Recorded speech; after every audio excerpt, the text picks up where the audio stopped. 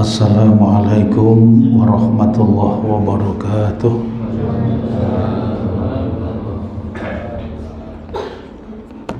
Alhamdulillah alladzi kataba nasra wa ta'yida li ibadihil mukhlisin. Inna lanansuru rusulana walladzina amanu fil hayati dunya wa yawma yaqumul ashhad. Asyhadu an la ilaha illallah wahdahu la syarikalah wa asyhadu anna Muhammadan abduhu wa rasuluh. Allahumma sholli wa sallim wa barik ala nabiyyina wa rasulina Muhammad wa ala alihi wa ashabihi alladzina jahadu fillahi haqqa jihadih fakataba lahum rabbuhum izzad dunya wa syahadatal uqba yauma la yanfa'u malun wala banunun illa man atallaha biqalbin salim. Alhamdulillah, puji syukur marilah kita panjatkan kehadirat Allah pada kesempatan waktu fajar yang berbahagia ini. Allah mudahkan langkah kita, bersama-sama kita bisa hadir, bisa memenuhi jamuan istimewa, undangan yang disediakan oleh Allah, bisa melaksanakan sholat subuh secara berjamaah. Tentu dengan harapan mudah-mudahan ibadah kita ini diterima oleh Allah Subhanahu wa Ta'ala. Kita semua yang hadir di majelis ini, hidup kita semua diselamatkan, dimuliakan dan dibahagiakan oleh Allah Subhanahu wa Ta'ala. Kita awali majelis ini dengan munajat kepada Allah. A'udzubillahi minasyaitonir rajim. Allahumma ij'al awwal hadha yauma salaha wa awsatuhu falaha wa akhiruhu najaha wa as'aluka khairat dunya wal akhirah ya hayyu ya qayyum bi rahmatika astaghis aslih li sa'ni kullahu wa la taqilni ila nafsi tarfata ain. Alhamdulillah, amin ya rabbal alamin. Tahadus bin nikmah, Allah berikan kenikmatan dan kesempatan berharga kepada kita. Kita dipertemukan dengan bulan yang dimuliakan oleh Allah, yaitu bulan suci Ramadan. Mudah-mudahan umur kita ini barokah. Kita bisa memanfaatkan kehadiran bulan yang dimuliakan oleh Allah ini betul-betul untuk menyelamatkan diri kita dari segala bentuk kehinaan dan tetap merawat dan menjaga hidup dalam kemuliaan. Sebab itulah pintu keberuntungan dan kebahagiaan hidup kita. Panjenengan bisa pirsani di Quran surat ke-91, surat Asy-Syams ayat 7, ayat 8, ayat 9, ayat 10. Wa nafsi wa ma sawwaha fa alhamaha fujuraha wa taqwaha qad aflaha man zakkaha wa qad khaba man dassaha. Jadi manusia itu jiwa yang disempurnakan oleh Allah. Karena itu Allah rawat, Allah jaga, Allah bimbing, Allah berikan petunjuk. Ayat 8 itu fa'alhamaha fujuraha wa taqwaha. Ini jalan fujur. Apa jalan fujur? Jalan kehinaan. Wa taqwaha, dan ini jalan takwa. Apa jalan takwa? Jalan kemuliaan. Apa jalan takwa itu? Orang yang bertakwa itu ada 3 bagian. Taqwallah ayyuta'a. Orang yang bertakwa itu orang yang hidupnya taat kepada Allah. Taqwallah wa yushkara fala yukfar. Orang yang bertakwa itu hidupnya selalu bersyukur, tidak pernah jatuh ke dalam kekufuran. Dan yang ketiga, taqwallah wa yudhkara fala yunsa. Orang yang bertakwa itu orang yang dalam hidupnya tenang, tentram dan damai karena selalu ingat, selalu berzikir kepada Allah. Karena itu ayat 9 Allah tegaskan qad aflaha man zakkaha. Sungguh aflaha, sungguh beruntung, sungguh sukses, sungguh berbahagia. Siapa yang beruntung? Orang yang meneguhkan keyakinan kepada Allah, kemudian hidup dalam kemuliaan, yaitu selalu taat, selalu bersyukur, apalagi tadi selalu mengingat Allah, selalu berzikir kepada Allah. Dialah orang yang sukses, dialah orang yang beruntung. Dan di ayat ini ketika Allah tunjukkan kata beruntung, itu menggunakan kata aflaha. Padahal kalau kita punya anak diberi nama Faza, Faza juga beruntung. Diberi nama Sa'ada, Sa'ada juga beruntung. Tapi di ayat ini Allah menggunakan kata aflaha. Kenapa? Sebab keberuntungan dari aflaha itu keberuntungan berproses, tidak seperti membalik tangan. Haqqa tuqatihi, orang yang bertakwa dengan sebenar-benarnya takwa. Ada progres, ada peningkatan. Karena itu kalau kita napak tilas dari sejarah puasa pertama kali itu terjadi di tahun kedua Hijriah. Kalau dari catatan kenabian berarti berapa? 15 tahun setelah Nabi diangkat oleh Allah menjadi Nabi dan Rasul. Tahun pertama Nabi berada di kota Mekah sampai dengan tahun ke-13. Dan panjenengan bisa rasakan apa yang bisa kita rasakan ketika kita mengikuti jejak dakwah perjuangan Rasul, maka itu menjadi kegembiraan bagi kita dibandingkan dengan betapa beratnya dakwah yang harus dilakukan oleh Rasulullah. 13 tahun, Pak. Bukan waktu yang pendek. Tahun pertama, tahun kedua, tahun ketiga dakwah secara sembunyi-sembunyi, kemudian dakwah secara terang-terangan sampai dengan tahun ke-10.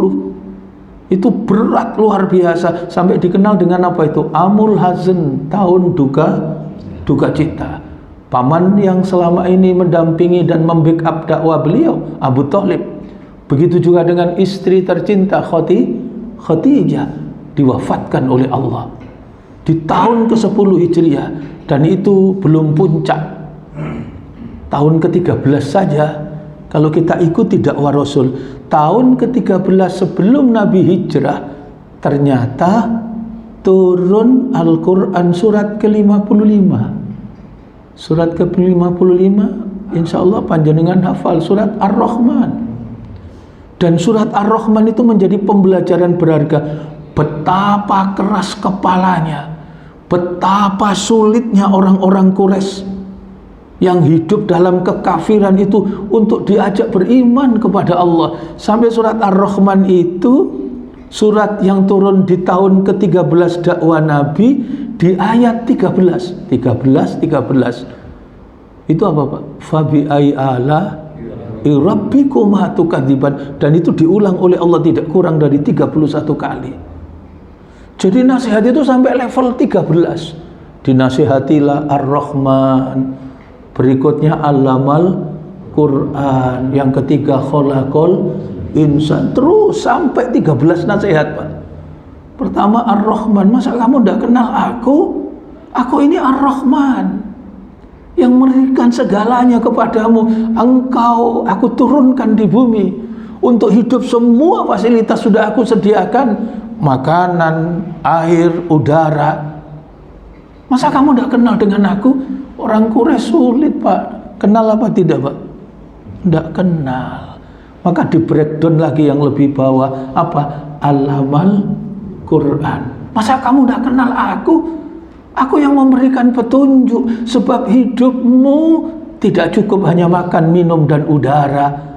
Lihat itu Quran surat kedua, surat Al-Baqarah ayat 38. Qul nahbitu minha jami'a fa imma ya'tiyannakum minni huda faman tabi'a hudaya fala khaufun alaihim falahum yahzanun.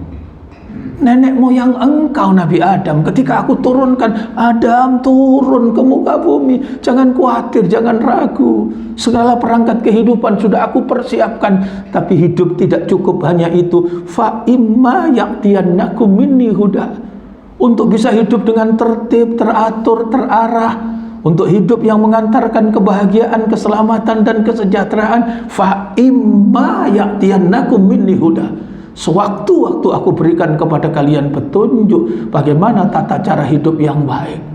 Aku berikan kepada kalian umat Nabi Muhammad, penutup para nabi dan rasul, Al-Quran. Masa engkau tidak kenal dengan aku? Kenal Pak? Tidak kenal. Maka diturunkan lagi apa? Khalaqal insan. Masa engkau tidak kenal aku? Dulu kamu siapa? Coba surat ke-76 surat Al-Insan, mulai ayat yang pertama. Hal ata alal insani khinum minadh dhahri lam yakun syai'an madhkura inna khalaqnal insana min nutfati amsaj nabtalihi faj'alnahu sami'an basyira inna hadainahu sabila imma syakira wa imma kafura. Coba ini nempel di dinding bundamu, sel telur, sperma, aku rawat, aku jaga. Kemudian engkau aku ciptakan sebagai manusia, makhluk terbaik. Masa engkau tidak kenal kepada aku? Laqad khalaqnal insana fi ahsani taqwim. Watini wazaitun wa turi sinin wa hadzal baladil amin. Laqad khalaqnal insana fi ahsani taqwim. Masa engkau tidak kenal aku? Seperti umatnya Nabi Musa, seperti umatnya Nabi Nuh. Watin, buah tin itu buah yang banyak tumbuh di Damaskus, buah yang banyak tumbuh di Syria. Dulu aku utus seorang nabi yang sabar, namanya Nabi Nuh. 950 tahun Nabi Nuh berdakwah dan pengikutnya tidak lebih dari 16 orang. Insya Allah, termasuk anak dan istrinya. Padahal umatnya Nabi Nuh itu siapa? Laqad khalaqnal insana fi ahsani. Masa kamu tidak kenal aku? Itu diteruskan sampai dengan apa? 13 nasihat. Karena itu patut kita bersyukur kepada Allah ketika Allah hadirkan Ramadan.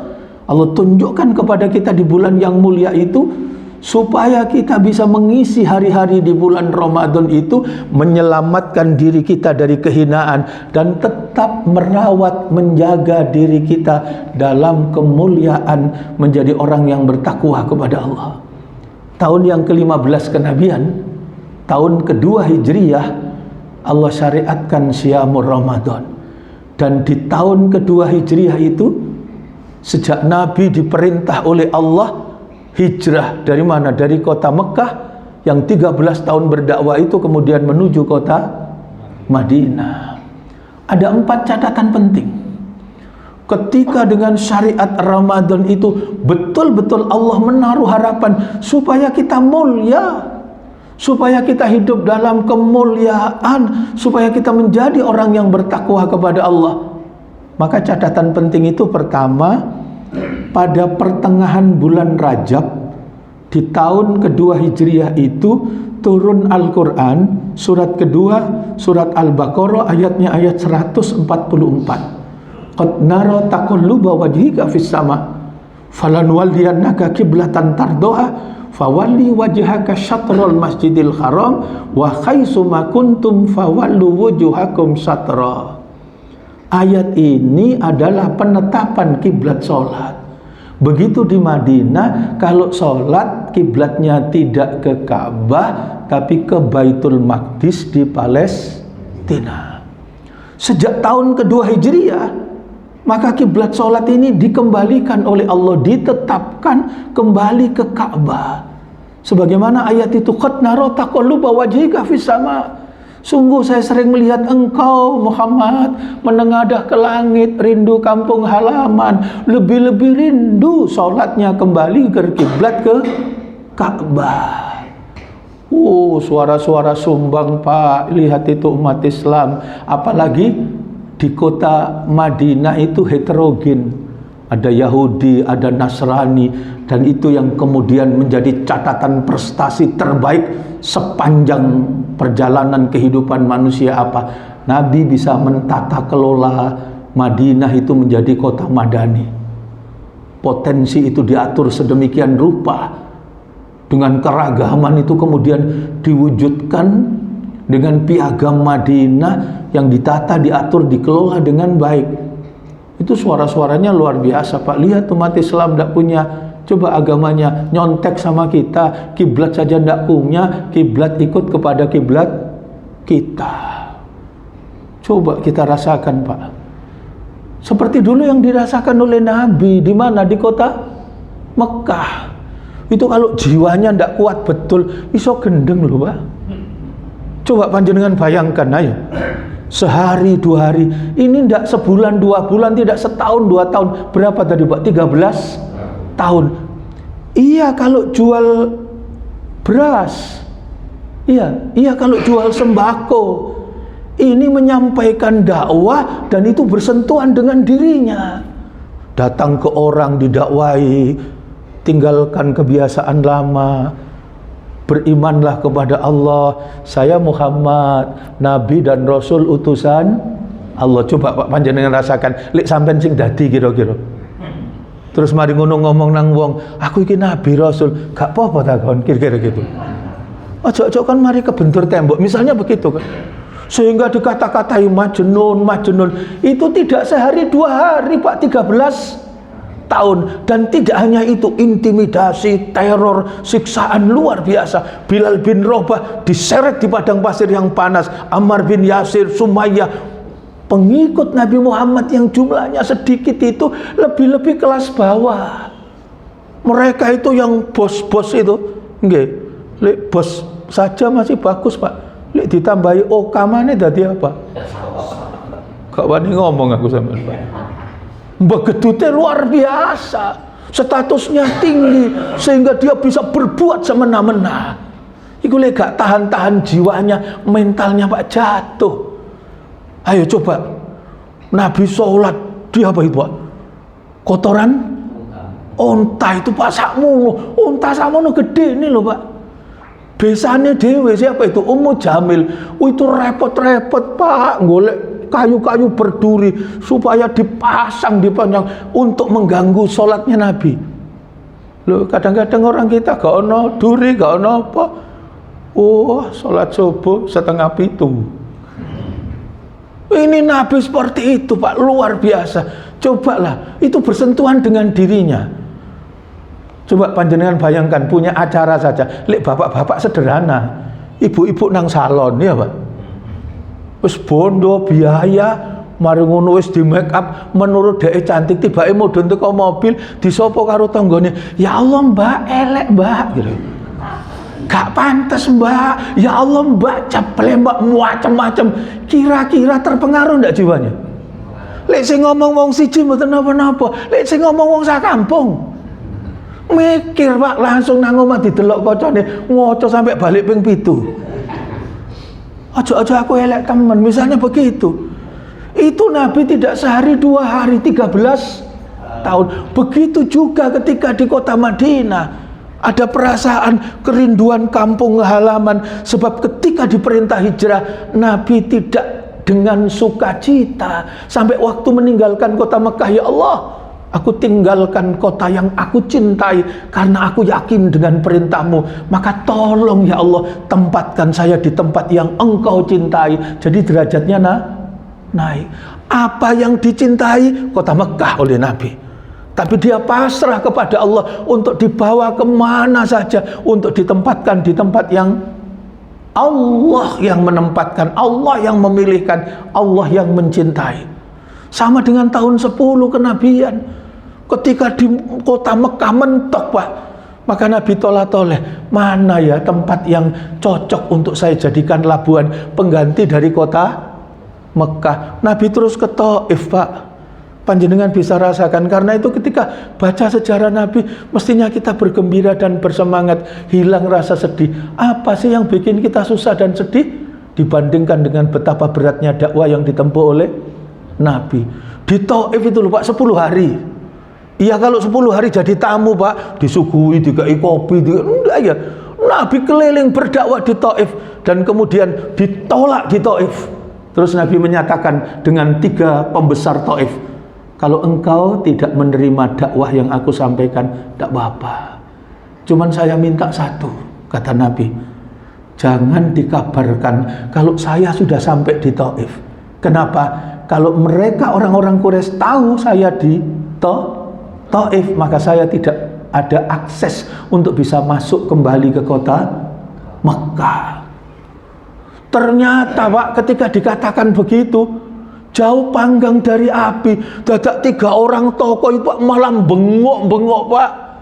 Wong sak Taif diceluk kabeh, gede cilik tuwa enom lanang wedok. Itu mari itu.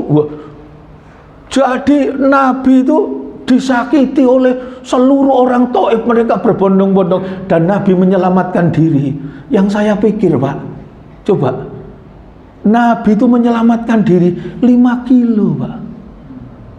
Saya terus bayangkan, Masya Allah. Jadi kalau Nabi ngajari kita sehat, hadisnya menyatakan mukmin yang kuat lebih dicintai. Saya ini umur 17 tahun lebih sedikit saja, asam urat, kolesterol, nggih, sing dengkule bermanja-manja. Nabi Pak 5 kilo Pak. Sampai kemudian keluar dari Taif. Pantas kalau dokternya Nabi itu tidak pernah berlaku Pak. Tabibnya Nabi itu tidak pernah. Sampai dengan wafat Nabi hanya sakit demam. Sampai dengan wafat. Nanti kita akan tahu disitulah hikmah dan rahasianya puasa. Loh begitu. Jadi kalau puasa itu kan mengendalikan diri Pak. Gowe sepedaan sehat Pak. Wih teko kene Gunung Sari nang Madura, Suramadu, wah sehat. Kayak dulur Sidoarjo, teko Sidoarjo sampai ke Suramadu, lewat Suramadu jembatan sehat Pak. Tapi begitu mudun ketemu dulure bebek sinjai. Dadak gak gelem sak potong Pak, 2 ekor itu jek nambah. Ya Allah, akhirnya apa? Berangkat bawa sepeda mulai ambulan. Ya Allah. Nah, di tahun kedua Hijriah itu ternyata apa? Pertama, pertengahan bulan Rajab Allah turunkan surat keberapa tadi? Surat kedua, surat Al-Baqarah ayat 144 yang menetapkan kiblat sholat. Karena sholat itu kiblat kehidupan kita. Sholat itulah istimewanya umat Nabi Muhammad. Sholat itu betul-betul mengantarkan menjadi manusia yang bertakwa. Panjenengan pirsani Quran surat kedua, Quran surat ke-20. Surat ke-20 itu surat Toha ayat 132. Wa'mur ahlaka bisolah fastobir 'alaiha la nas'aluka rizqa nahnu narzukuk wal akibatul littaqwa. Perintahkan kepada ahlimu, biasakan ajak gandeng pasanganmu, suami istri, ajak didik kepada anak cucu, anak keturunanmu untuk beribadah kepada Allah, untuk rukuk dan sujud kepada Allah, untuk menegakkan sholat. Makna perintah itu tidak hanya ngangkat tangan dan tunjuk-tunjuk, tapi mendidik, menanamkan, mengajarkan, membiasakan, memberikan contoh dan teladan. Kepada siapa? Kepada ahli kita. Untuk apa? Untuk sholat fastobir 'alaiha, dan sabar di dalam melaksanakannya. Apa yang diingatkan Allah? La nas'aluka rizqa. Kalau kamu malah sholat tidak apa-apa. Satu keluargamu tidak ada yang sholat, tidak apa-apa. Tidak mengurangi sedikit pun kekuasaanku. Kalau satu kampung ini tidak ada satupun yang sholat, tidak mengurangi sedikit pun kekuasaan Allah. Jangankan satu kampung Pak, berapa? Satu negeri, tidak ada satupun yang rukuk dan sujud kepada Allah, maka tidak mengurangi sedikit pun kekuasaan Allah. La nas'aluka rizqa. Allah tegaskan, nahnu narzukuh, Aku Allah yang mencukupi hidup dan kehidupanmu. Yang menarik di penghujung ayat ini, surat keberapa tadi? Surat Toha ayat 132. Wal akibatul littaqwa. Kegembiraan, kebahagiaan, akibat yang baik itu akan dihadirkan oleh Allah kepada siapa? Orang yang menyelamatkan diri dari jalan kehinaan dan tetap merawat, menjaga hidup dalam kemuliaan. Siapa? Yaitu orang yang bertakwa kepada Allah. Jadi malam bulan mulia, siangnya mulia dengan Siyamur Ramadan, malamnya mulia dengan Qiyamul Ramadan. Panjenengan pirsani, mana tempat yang mulia melebihi tempat yang dihadirkan oleh Allah bagi orang yang menjaga 17 rakaat dari 5 waktu yang disediakan oleh Allah dan merawat malam-malamnya untuk menjadi malam yang hidup. Panjenengan bisa pirsani Quran surat ke-17, surat Al-Isra ayatnya ayat 78 79, aqimis sholata liduluki syamsi ila ghasaqil laili wa qur'anal fajr inna qur'anal fajri kana mashhuda wa minal laili fatahajjat bihi nafilatan lak asa ayyab'asaka rabbuka maqaman mahmuda. Ada maqaman mahmuda, ada tempat terpuji yang disediakan oleh Allah bagi siapa? Orang yang memuliakan hidupnya dengan apa-apa? Menjemput setiap hadirnya waktu yang disediakan oleh Allah. Orang lain silakan tertidur, orang lain silakan terlelap. Orang yang ingin mendapatkan kemuliaan, dia tidak pernah kehilangan sepertiga malam terakhir dari waktu yang disediakan oleh Allah. Waktu subuh disambut dengan rukuk dan sujud kepada Allah. Waktu duhur disambut dengan rukuk dan sujud kepada Allah. Waktu asar disambut dengan rukuk dan sujud kepada Allah. Itulah orang yang mendapatkan kemuliaan, tidak pernah kehilangan sepertiga malam terakhir dari waktu yang disediakan Allah. Atani Jibril faqala ya Muhammad isma syi'ta fa innaka mayyitun wa akhbib ma syi'ta fa innaka mufariqun wa amal ma syi'ta fa innaka majzum bi wa alam anna sarfal mu'minin qiyamuhu bil lail wa izuhu istighfanu anin nas. Allah membimbing kemuliaan hidup, diutus malaikat Jibril menemui Rasulullah, kemudian sampaikan Muhammad isma syi'ta, silakan hidup sesuka hati kita, tapi ingat fa innaka mayyitun, kita semua akan mati. Yang kedua, wa akhbib mam syi'ta, silakan cinta apa saja di dunia ini, tidak ada yang dilarang. Tapi tanpa keyakinan kepada Allah, maka semua yang kita cintai pasti akan berpisah dengan kita. Yang ketiga, wa'mal masyita, berbuatlah di dunia ini semau-mau kita, tapi ingat, apapun yang kita lakukan pasti akan diminta pertanggungjawaban. Apa jalan kemuliaan yang diajarkan Allah? Wa'lam, ketahuilah, anna syarafal mu'minin, sesungguhnya kemuliaan hidup bagi orang yang beriman kepada Allah tandanya dua. Apa yang mengantarkan hidup mulia? Pertama, qiyamuhu bil lail, menghidupkan malam. Yang kedua, wa izuhu istighfanu anin nas, dan hidup tidak bergantung kepada manusia. Yakin kepada Allah dan kemudian menjadikan malam-malamnya malam yang hidup dengan rukuk dan sujud, dengan berzikir, dengan tilawatil Quran. Inilah pintu kemuliaan yang pertama. Di tengah-tengah kesibukan kita, maka orang yang beruntung adalah orang yang memanfaatkan setiap waktu yang disediakan oleh Allah dengan mengabdi, beribadah kepada Allah, mengingat, berzikir, bertakarrub kepada Allah, sehingga betul-betul dalam setiap gerak langkahnya dibimbing oleh Allah. Wonten hadis qudsi itu jelas, man adali waliyan faqad adantuhu bil khair wa ma taqarraba ilayya 'abdi bi syai' ahabba ilayya mimma aftaraftu 'alaihi wa ma yazzalu 'abdi yataqarrabu ilayya bin nawafil hatta uhibbahu fa idza akhbabtuhu kuntu sam'ahu alladhi yasma'u bih wa basarul ladzi yubsiru bih wa yadahu allati yabtishu biha wa rijluhu allati yamshi biha wa in sa'alani a'taituhu wa la in ista'adani la u'idanna. Masyaallah, Allah yang menyampaikan. Orang yang bertakarrub, mendekatkan diri kepada Allah, taat, tunduk dan patuh kepada Allah, rukuk dan sujud kepada Allah, dia menjadi hamba yang dicintai oleh Allah. Kalau dia menjadi hamba yang dicintai Allah, setiap gerak langkah dalam hidupnya dibimbing Allah, matanya dibimbing Allah, telinganya dibimbing Allah, tangannya dibimbing Allah, kakinya dibimbing Allah. Kalau dia minta pertolongan, pasti akan ditolong oleh Allah. Kalau dia minta perlindungan, pasti akan dilindungi oleh Allah. Sehingga panjenengan pirsani, Quran surat ke-48, surat Al-Fat, ayatnya ayat 29. Inilah istimewanya umat Nabi Muhammad yang rukuk dan sujud kepada Allah. Sebab rukuk dan sujudnya itu membawa pengaruh menjadi sajadah panjang dalam kehidupannya. Wajahnya terpancar kebaikan, eloknya budi akhlak yang mulia, terawat dan terselamatkan dari segala bentuk kehinaan. Apa itu? Tanha anil faksya'i wal munkar. Salat betul-betul mengantarkan menjadi pribadi yang mulia. Surat ke-48 itu jelas.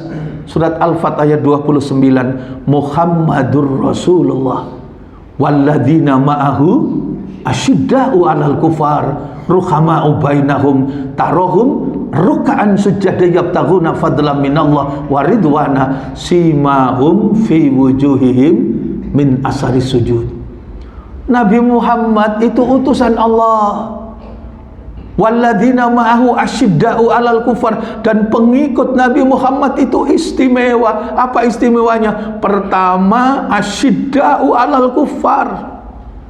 Tidak masuk bagian dari orang-orang kafir. Yang apa itu? Melakukan ketimpangan, kerusakan, kekacauan. Bukan bagian dari orang-orang itu. Yang tidak taat kepada Allah, yang tidak beriman, yang tidak percaya kepada Allah, kemudian hidup apa? Mengedepankan hawa nafsunya, tegas terhadap orang kafir. Ruhama'u bainahum, hidup mereka bahagia, tenang, tentram, dada mereka sedemikian lapang, suka menolong, suka membantu, memaafkan. Ruhama'u bainahum, hidup marhamah, hidup dengan penuh kasih sayang. Itu umat Nabi Muhammad. Kemudian apa?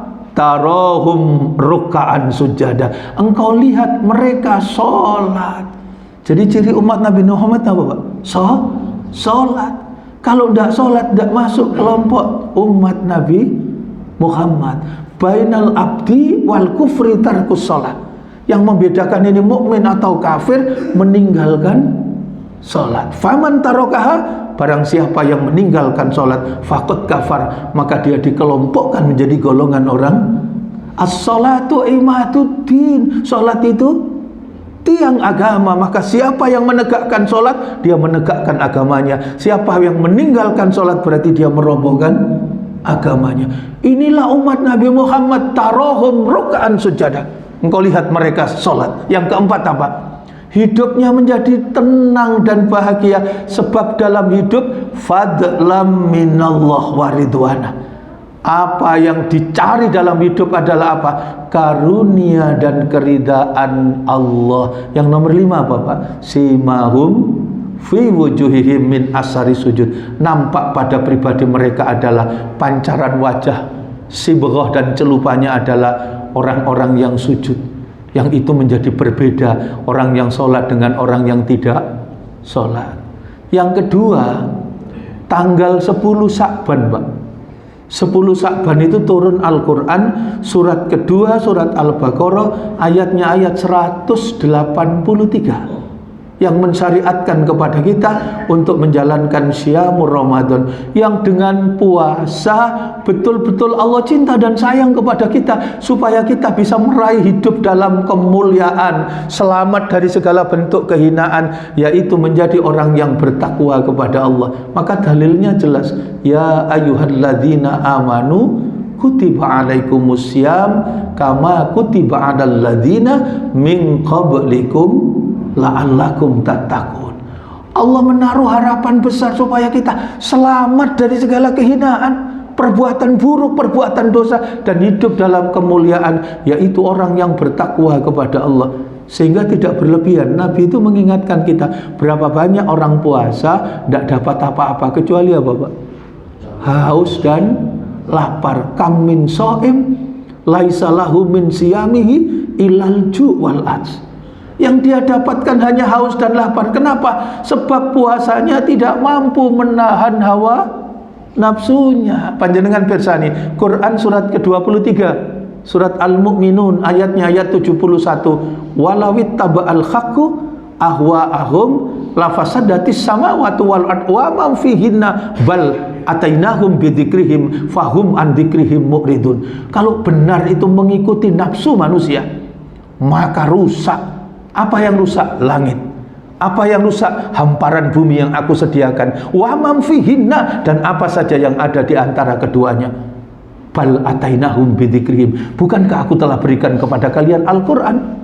Bukankah aku telah berikan kalian petunjuk? Tapi banyak manusia yang berpaling dari petunjuk yang diberikan oleh Allah. Panjenengan bisa rasakan Pak, sekarang itu sudah kayak apa Pak? Segojangan. Orang itu loh Pak, nipu dalam berdagang, menyalahgunakan jabatan. Korupsi itu bukan ratusan juta apa Pak? Ratusan triliun Pak. Gaya opo gitu loh. Nyolong itu loh sampai ratusan triliun, itu buat apa? Hidup ini hanya diberikan kesempatan oleh Allah lebih kurang 65 tahun. Kalau umur kita 70, 80, alhamdulillah, mudah-mudahan umur yang barokah ya. Sudah dikasih bonus oleh Allah. Rata-rata umat Nabi Muhammad segitu, terus nyolongi loh Pak sampai ratusan triliun.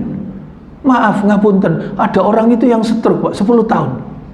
Untuk berjalan itu tertati-tati, kata-katanya tidak bisa jelas.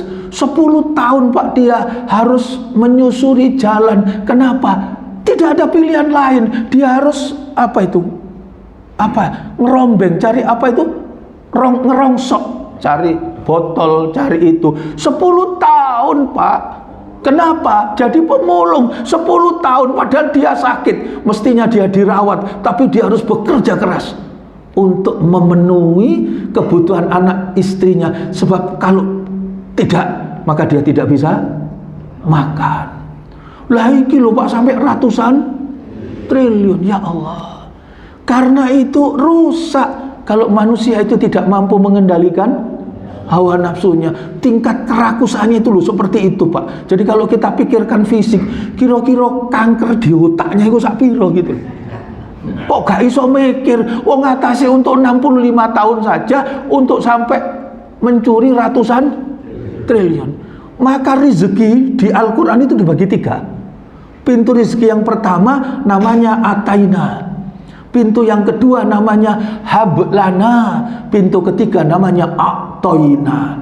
Apa pintu ataina? Rezeki, uang, jabatan, jalur umum Pak, tanpa syarat, diberikan kepada siapa saja. Tidak ada hubungan dengan kesolehan. Bah sembahyang, bah gak sembahyang, bah menipu, bah jujur. Diberikan oleh Allah kepada siapa saja. Ada orang itu kalimatnya berbusa-busa tapi berbohong, berdusta, menipu, gak kena dicekel omongane, wis tak akhlaknya buruk, ahli dosa, ahli maksiat, tapi duwike akeh.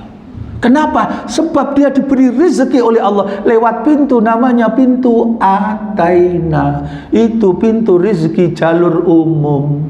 Maka orang yang diberi rezeki ini diaudit oleh Allah untuk diminta bertanggung. Ada pintu rezeki yang kedua namanya apa? Pintu hablana. Nah, pintu hablana itu pintu rezeki khusus orang beriman, yakin kepada Allah, minta diberikan rezeki terbaik dari Allah. Maka itu kemudian diberi rezeki oleh Allah. Kayak doa kita itu, Rabbana hablana min azwajina wa dzurriyyatina wa qurrata a'yun. Itu pintu rezeki jalur khusus. Ada lagi satu jalur Pak, namanya apa tadi? A'toina. Ini pintu rezeki jalur istimewa Pak. Bagi siapa? Bagi orang yang hidup istimewa. A'to itu apa? Bertakwa kepada Allah. Jadi pintu rezeki yang diberikan khusus orang yang bertakwa. Mudah-mudahan sholat kita ini diterima Allah. Puasa kita diterima oleh Allah.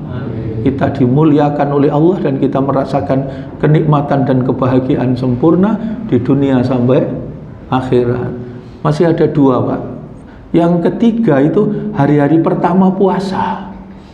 turun Al-Quran surat ke-8, surat Al-Anfal, ayatnya ayat 65. Ya ayuhan nabiyyu kharidil mu'minina alal qital iyyakum minkum isruna sobiruna yaglibu mi'atain.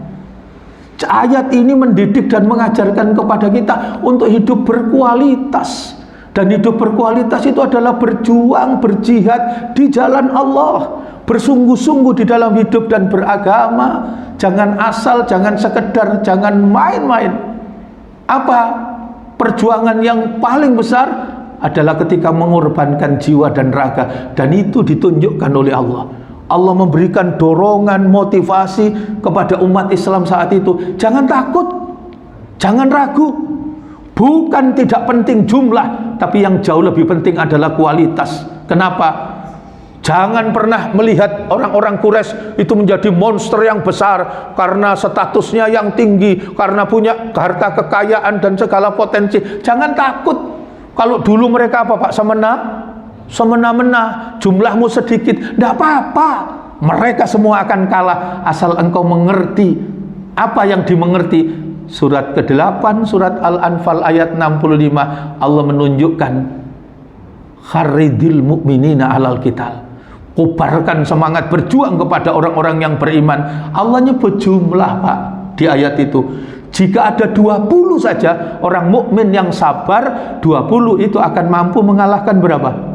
200 orang-orang Quraisy yang kejam, yang biadab itu. Meskipun jumlah mereka 200, cukup dikalahkan hanya 20. Ayat itu masih dilanjutkan. Jika ada orang yang beriman ini 100 saja, 100 orang beriman itu yang sabar, maka 100 itu akan mengalahkan berapa?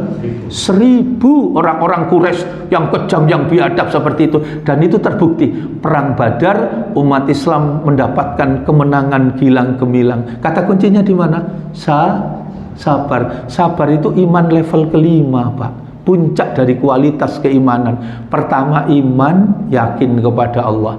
Nomor 2, amal soleh. Apa yang diyakini itu dibuktikan dalam bentuk amal perbuatan. Yang ketiga, ilmu. Kita menyadari ibadah yang kita lakukan tidak diterima tanpa dilandasi ilmu. Yang keempat, dakwah, berjihad. Dan yang kelima adalah sabar. Sabar itu adalah tabah di dalam keyakinan. Maka Ramadan, ibadah puasa nuwun sewu, jangan dijadikan dalil untuk kemalasan. Jangan dijadikan dalil untuk kelemahan. Jangan dijadikan dalil untuk apa? Menurunnya etos kerja, menjadi menurunnya produktivitas. Ini tidak di musola amanah loh Pak. Di masjid-masjid itu kadang-kadang asar ngono jamaahnya penuh turu kabeh. Kalau dikandani sampai niku poso Mas, mulai hari pertama tak delok lho sampai hari ke-15 turu ae. Ya apa sampai niku? Jawabane mantep Pak dalile. Turune wong poso iku ibadah. Padahal di zaman Nabi berjuang. Kemenangan-kemenangan besar itu justru diberikan di bulan Ramadan, termasuk hadiah kita Pak. Loro loh Pak, 350 tahun 1511 Portugis datang di Malaka, 1521 hadir di Maluku, 1596 Londo Melo datang di Batavia, 4 kapal di bawah Cornelis de Houtman, air susu dibalas air koboan, disambut baik, diapii tibae kurang ajari pol. Ketika sesama Eropa datang, Belanda mendirikan VOC 1602. Ternyata sampai hanya 1799 VOC bangkrut. Bukan kekurangan badi Pak, tapi mental pegawainya korupsi. Dada iku yang diwarisi Pak. Sampai saiki untuk bisa memberantas korupsi sulitnya luar biasa. Dijajah Belanda sakit dan menderita, tapi yang baik-baik tidak diambil Pak. Surabaya itu Pak, airnya dulu di zaman Belanda tertata, teratur, sanitasi, drainasenya jelas. Itu Pak, zaman Londo itu dikeruk ya Pak ya, tertib dikeruk, sehingga apa? lancar. Masya Allah, apa itu jembatan, masa luar biasa Pak. Dadak mari ditinggal londo kasur nanggono. Apa mana sing kuning-kuning gitu Pak ya iku. Wah, barang-barang sing gak berguna dadak melayuni nang sungai. Masya Allah. Itu sampai 350 tahun durung ditambah kakak tua sinten? Jepang, Nippon. Ternyata Allah kasih hadiah. Hadiahnya 17 Agustus 45. Itu bulan Ramadan, hari Jumat 9 Ramadan. Nah, ini adalah menyemangati kita. Terakhir, pintu kemuliaan itu diberikan oleh Allah tanggal 17 Ramadan. Tahun kedua Hijriah itu panjenengan pirsani di Quran, turun Al-Quran surat ke-9, surat At-Taubah, ayatnya ayat 103. Kut min amwalihim sodakotan tutahhiruhum wa tuzakkihim biha. Pak, ini pintu kemuliaan dan kebahagiaan. Orang itu kadang sibuk Pak bangun istana di dunia, sampai aset rumahnya itu bisa triliunan ya Pak. Tapi pertanyaannya, berapa aset rumah di akhirat kita? Istana yang kita persiapkan untuk hidup kita yang sesungguhnya. Maka pintu itu disediakan oleh Allah lewat ayat tadi berapa? 103 dari surat ke-9. Yaitu apa? Allah mendidik untuk kita bersodakoh. Sodakoh itu ada dua Pak. Sodakoh wajib itu namanya zakat. Ada zakat fitri, zakat fitrah, itu ada zakat mal dan macam-macam yang ketentuannya sudah ditetapkan. Selebihnya Pak, ada sedekah macam-macam yang luar biasa. Maka yang beruntung adalah di Quran. Panjenengan pirsani, ya, apa itu Pak? Surat ke-92 itu, surat Al-Lail. Ada dua gerbong Pak. Yang siapa sukses? A'to watako wasodako bil husna. Jadi yang membuka pintu kemuliaan, dapat kebahagiaan sempurna, itu yang dalam hidupnya suka memberi Pak. Loman, dididik di Ramadan, seteguk air, sebiji kurma kepada orang yang berpuasa, di pahala sama seperti pahalanya orang yang berpuasa, tanpa mengurangi sedikit pun pahalanya orang yang berpuasa. Dididik oleh Allah semangat memberi dan berbagi. Atau watako, bertakwa kepada Allah, wasoddaqo bil, membenarkan adanya balasan bagi perbuatan yang baik, maka di dunia diisi dengan kebaikan. Sebaliknya Pak, siapa yang rugi? Bakhila wastaghna wa kadzdzaba bil husna. Sinten bakhil itu? Departemen Permeditan.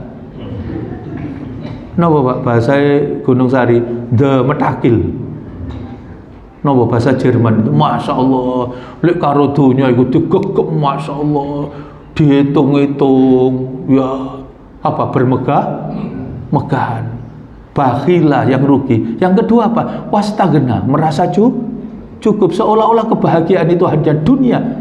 Maka dia tidak pernah menoleh untuk kebahagiaan akhirat. Terakhir, wa kadzdzaba bil husnah, mendustakan adanya balasan bagi perbuatan yang baik. Jadi kenapa repot-repot membantu orang? Jangankan orang minta tolong, orang yang berjasa kepadanya dia lupakan. Jangankan orang yang berjasa, Allah yang memberi rizki kepadanya saja dia lupakan.